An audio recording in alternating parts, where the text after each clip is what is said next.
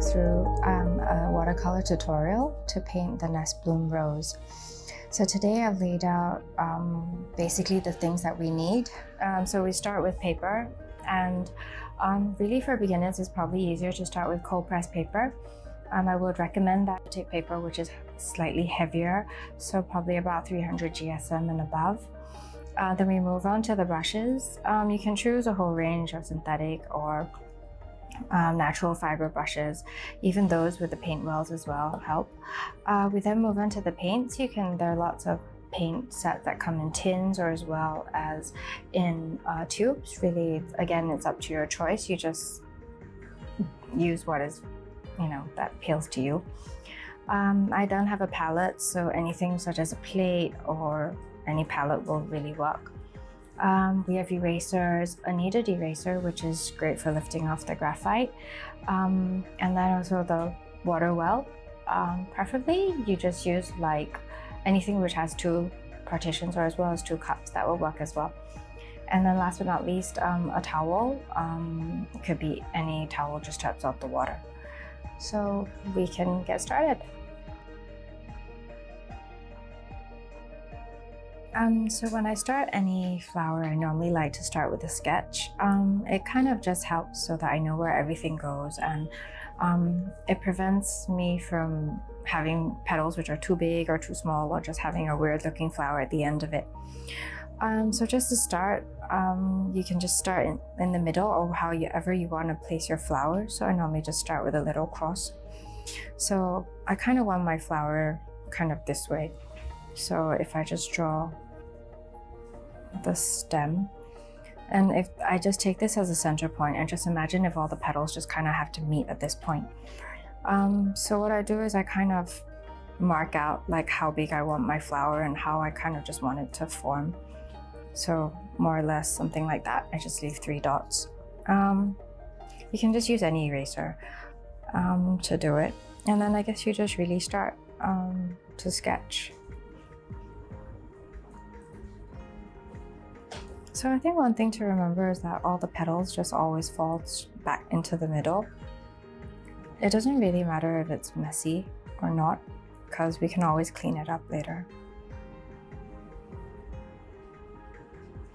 So if it all just goes back there.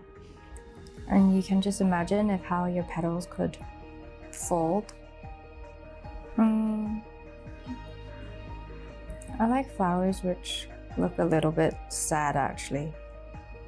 Yeah, so they're not always like perfect. Yeah.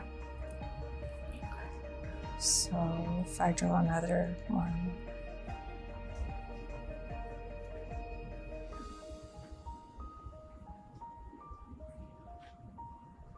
So just try to bring everything back here.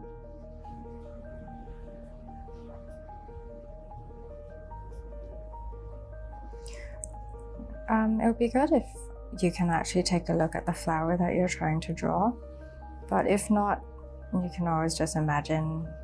So I really like transparent flowers because they're a little bit, they kind of speak to me. But also there's this translucent nature about them which is really nice. So you kind of imagine how the petals will fold if this is the flower. So you can draw in a bit of lines to guide you later when you paint where the light needs to fall.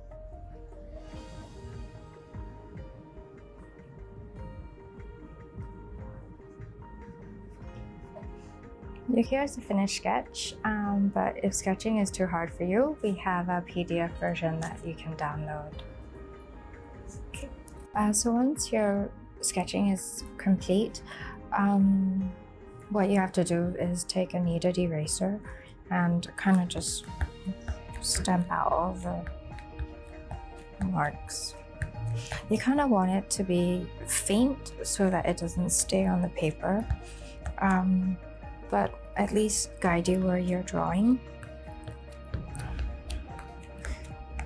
You can't just use a normal eraser because that would take out everything completely. But sometimes before I use the kneaded eraser, I do take a photo of what I've drawn so that you can always reference it and kind of remember what you need to do and which parts should be shaded or where paint should be lifted off of. Okay.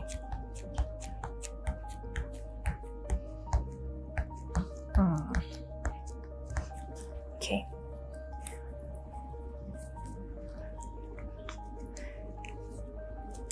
So now that we're done, we can start. I normally have a few scraps of old paper just to test the colors. So you can mix your colors. I normally add a bit of water just to test the colors before I start. So I'm just using a size 3 brush. I find it quite easy to use. Okay.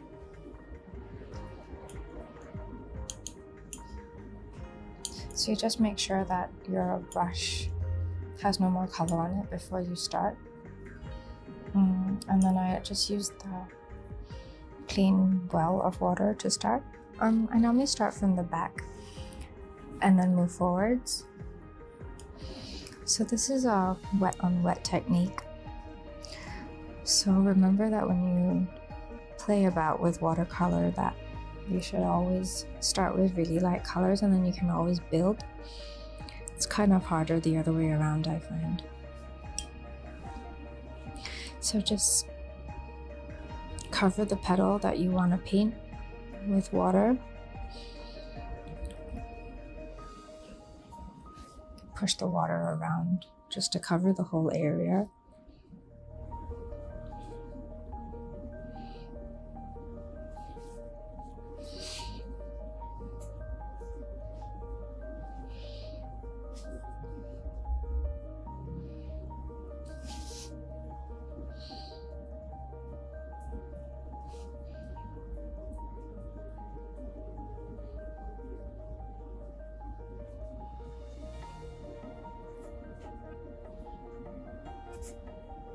You can use smaller brushes.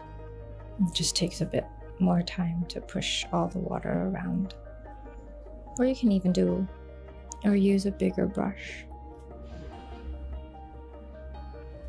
Okay, so you can kind of see that the surface is glossy.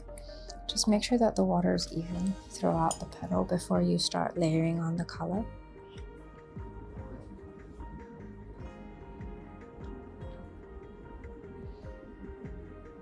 Okay.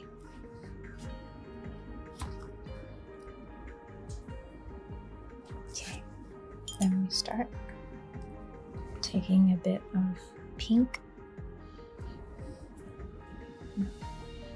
putting it at the bottom and kind of pushing the color through.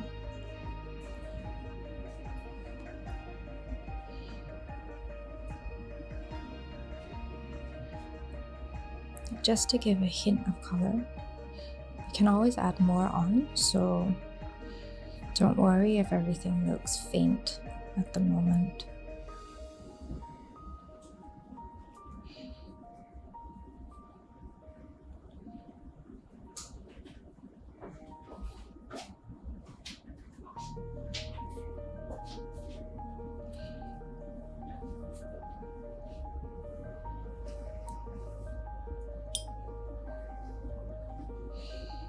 Can add on a bit more color.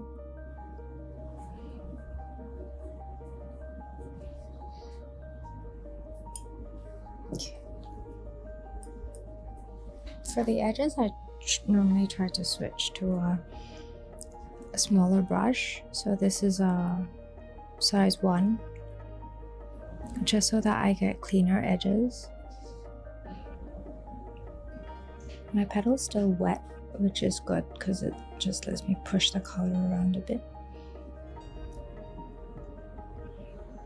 So I like to get the shape of the leaf kind of set first before I do more.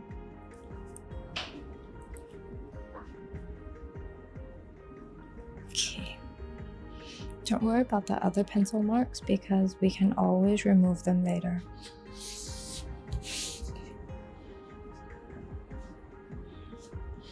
So just as a simple trick, I try to push the paint in the way which I think the petal is kind of tilting, just so that it gives the impression that it is bending in that direction. I try to even out the edges a bit. You can just use water to do that, just to soften the edges.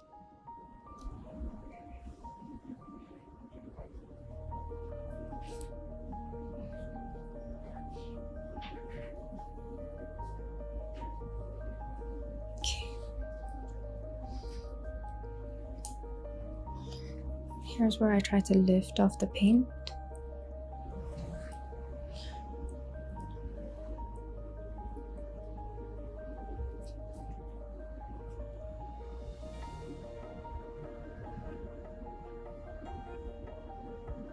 It's okay even if your paint doesn't follow exactly the sketch which you have made. Yeah. The lines come off later anyway. Here I'm lifting the water off. When you lift, the paint kind of comes off as well.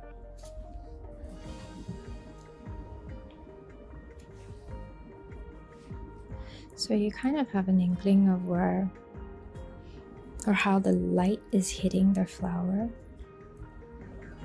Okay, there we go. And you can kind of push the color or the pigment to the area which you think it's a bit darker.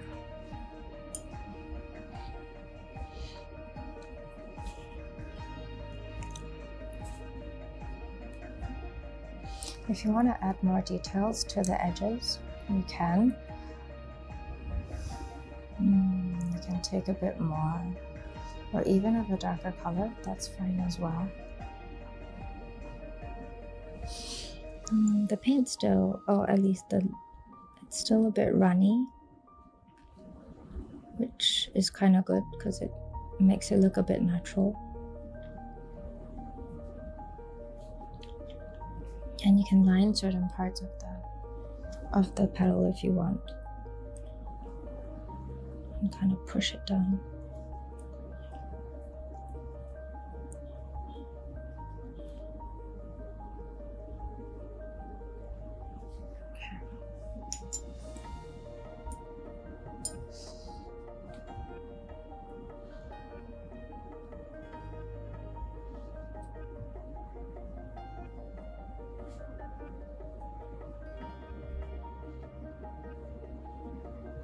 Okay, and then we let it dry.